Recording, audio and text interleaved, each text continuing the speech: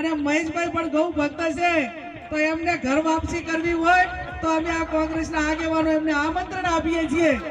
ગેનીબેન ઠાકોર બનાસકાંઠાના સાંસદ પદે ચૂંટાતા ખાલી પડી છે વાવ વિધાનસભા બેઠક. વાવ બેઠક પર હવે થશે પેટા ચૂંટણી. એ પહેલા ગેનીબેન ઠાકોરે આપ્યું ઘર વાપસીનું આમંત્રણ.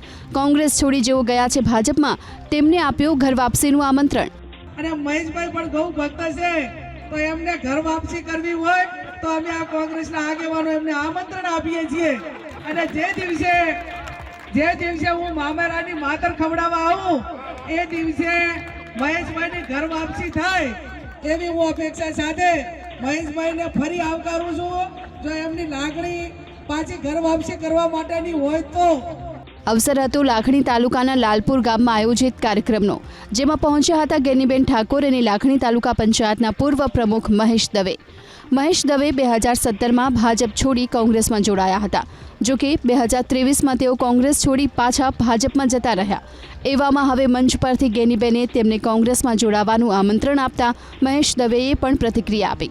મહેશ દવેનું કહેવું છે કે ગેનીબેનનું આમંત્રણ માથા પર રાખું છું, જો કે હું ભાજપની સાથે જ છું. આદરણીય સાંસદ ગેનીબેને એ વખતે મને કોંગ્રેસમાં ઘર વાપસી કરવા માટેનું આમંત્રણ જાહેર મંચ ઉપરથી આપ્યું. મેં એમને કહ્યું કે આપનું આમંત્રણ માથા ઉપર છે.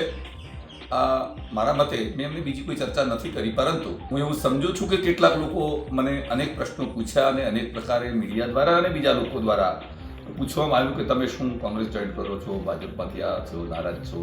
ના, એવો કોઈ પ્રશ્ન ઉપસ્થિત થતો નથી.